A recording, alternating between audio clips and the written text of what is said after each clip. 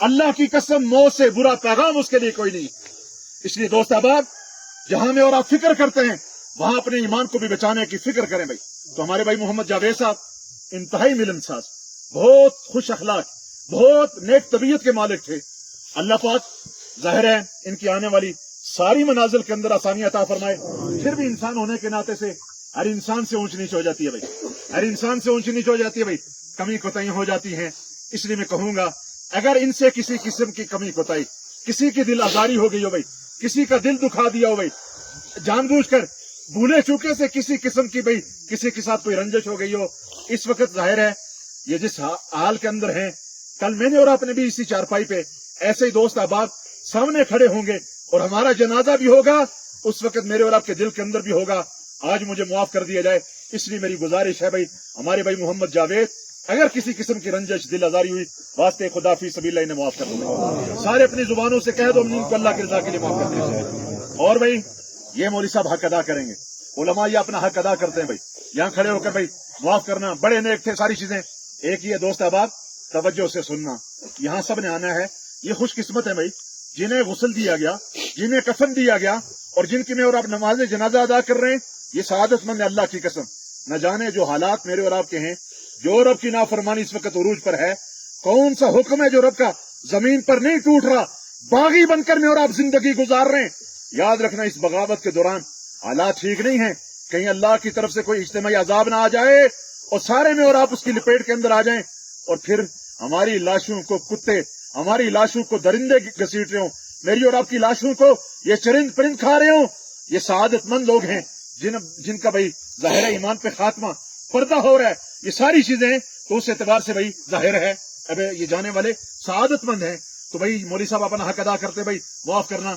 एक ये है अपनी जिंदगी के अंदर जिसका दिल दुखाया, जैसे मौलाना अब्दुल गफूर हैदरी साहब फरमा रहे थे भाई, जाहिर है अब आपस में भाई शीरो शक्कर बनकर रहो। लोगों जिंदगी का पता नहीं, ये नाराजगियां, ये नाराज होकर चले गए भाई, बस ये नाराजगी है। साथ रहते हुए सगा भाई सगे भाई से दस्तों की रिबान है। अल्लाह का वास्ता देता हूं लोगों, जिंदगियों का पता नहीं है, अपनी नाराजगियों को खत्म करो भाई, मोहब्बत भरी जिंदगी गुजार लो। याद रखना जो अल्लाह की मखलूक के साथ मेरे और आपका रवैया होगा, वही रवैया अल्लाह का मेरे और आपके साथ होगा। इरहमु मन फिल अर्द यरहमुकुम मन फिस समा, तुम जमीन वालों पर रहम करो, आसमान वाला तुम पर रहम करेगा। ला यरहमुल्लाह मन ला यरहमुन्नास, जो लोगों पर रहम नहीं करता अल्लाह भी उस पर रहम, जो लोगों पर रहम नहीं करता अल्लाह भी उस पर रहम। अल खल्क़ु अयालुल्लाह, ये सारी की सारी मखलूक ये अल्लाह का कुंबा है भाई। अल्लाह का किसका ये मखलूक किसका कुंबा है भाई? अल्लाह का कुंबा।